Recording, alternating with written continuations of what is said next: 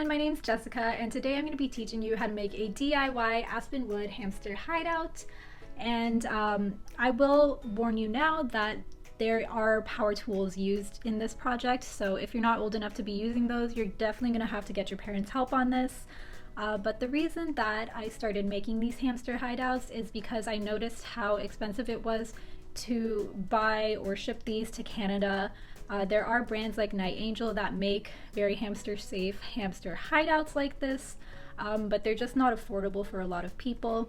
And I don't blame them. After going through this hamster homemaking journey, I realized how much effort it is to really make these hamster-safe multi-chamber hideouts. And unfortunately, I couldn't make just one and keep the costs low for myself because Home Depot only had 4 by 8 feet Aspen plywood. So I decided that I would just go all in and make 10 hamster hideouts, keep one for myself, and the rest I am selling. So if you're in the GTA, which is the Greater Toronto Area in Ontario, Canada, then please feel free to reach out to me via DM, or you can click the links below. I have a link on Kijiji and a link on Facebook Marketplace, and we can figure something out in regards to pick up or drop off if you're local, or shipping if you're willing to pay that shipping. But anyways, this should be a fun project and I hope that you enjoy. And if you have any questions about what's going on in the videos, if I go too fast or leave parts out, please feel free to drop a question in the comments below and I will answer them as best as I can. So this photo just shows the dimensions of the pieces of wood we're going to be using to build the hamster hideout. In the following video clips, I am going to show you how I cut these pieces from a 4 by 8 piece of Aspen plywood.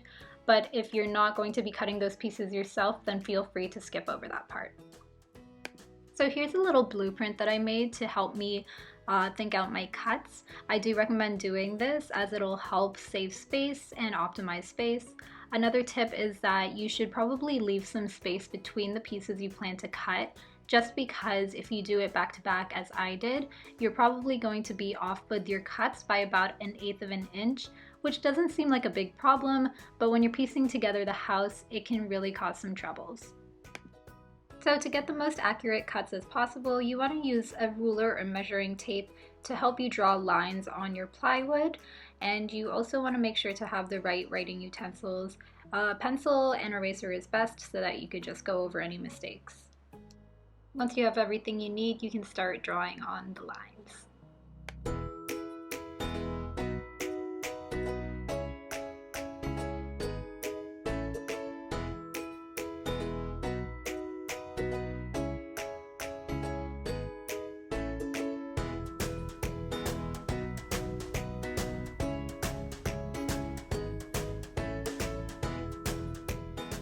So once you have everything drawn out, you'll have your plywood looking like this. I've already made some cuts in this piece of plywood, so don't mind that.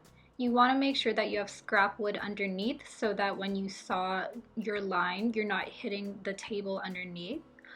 So as you can see, the wood does move quite a bit on a surface like this, so we're going to use tools to secure those. So these are 2 wood clamps that you're going to want to use to clamp down your wood and make sure it's not moving all over the place. There's also a guide that came with the saw, and this is just to help you create straight lines with the saw if you need it.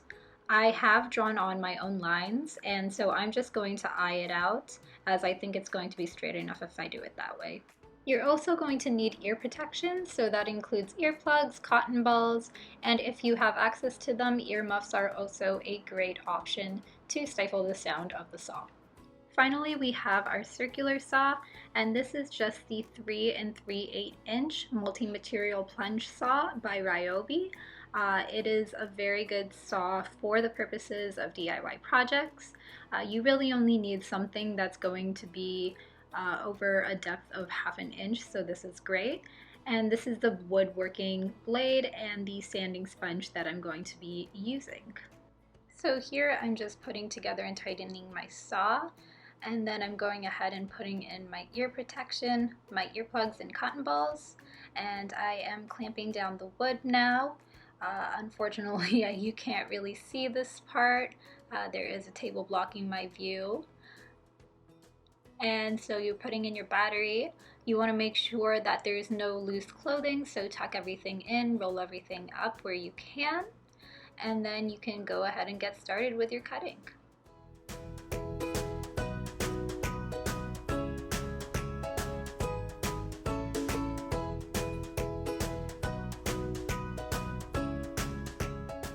Once you're done cutting your wood blocks, make sure to sand them down around the edges so that your hamster doesn't get hurt from splinters. You can also sand down the top if you have a palm sander, and this will just give it a smoother look instead of being hairy as Aspen wood naturally is. So unfortunately for this part of the video, the audio that I recorded with isn't very good, so we're just going to use a voiceover. I did drill holes in the wood and I sanded them down by this point, which unfortunately I lost the footage of, but we're going to work with what we have. So we have an 11-inch piece. Nice, nice. Trying to use the audio word for word, but it's not working. And then this is the 6.25 by 5-inch piece with a hole in it. And we're also gonna grab what am I doing? We're gonna grab another 6.25 by 5 without the hole, and this is a 5.25 with a hole. And then I'm guessing we're gonna grab a 5.25 by 5 without the hole. If I would just hurry myself up a little. There we go. Let's go, Jess. We got this. And now we're also gonna look for the 11-inch by 5-inch with a hole to the side. There we go. And now we want an 11.5 by 5-inch piece. And now we have all the pieces we need except for the lid. So I'm gonna go ahead and grab the lid. Struggling there, Jess? There we go. So this is what the lid's gonna look like. As I said, you can copy the dimensions that I have, and we're just gonna lay it down so that we can have a flat surface, because we don't want the lid to be wobbly later on. So we wanna make sure at least one of the surfaces is going to be perfectly flat. And so I'm just lining up the largest piece at the very right side. And then this 11.5 with the hole is going to go in the middle, and make sure that it's facing wherever you want the entrance to be. And the solid block 11-inch piece is going to go at the back. And now we want to grab the 6.25 piece, and we're going to put it on the other end of that to close it off. If you want, you can drill a hole in that 6.25 piece so there's an entry and exit. But I did want at least one of the chambers to be fully compacted and no light coming in, so the hamster can sleep well. And then the other 6.25 entryway is going to go right in the front.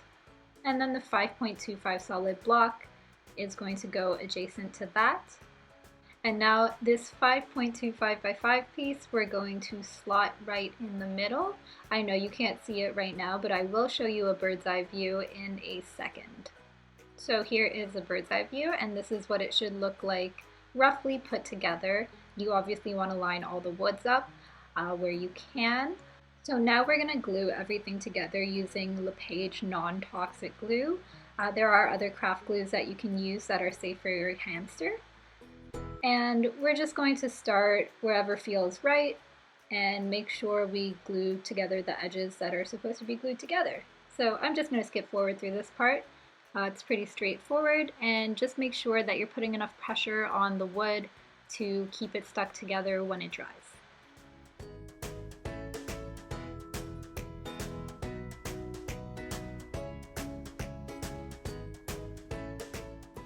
And here we have the final product, which I so disastrously smushed. And this is why we wait until the glue is dry before handling the item. And that, folks, is how you make a multi-chamber hamster hideout. I hope you enjoyed the video. If you want to see the end product, you could always click the links below. Even if you are not going to buy them, you could just see how they turned out. And if you are willing to get into this project, which took a long time for myself, And anyways, I hope you enjoyed the video, and if you like this and if you want to see more hamster videos, let me know. I don't know if I'm going to do this YouTube thing yet, just thought it was a fun thing to do, a DIY video.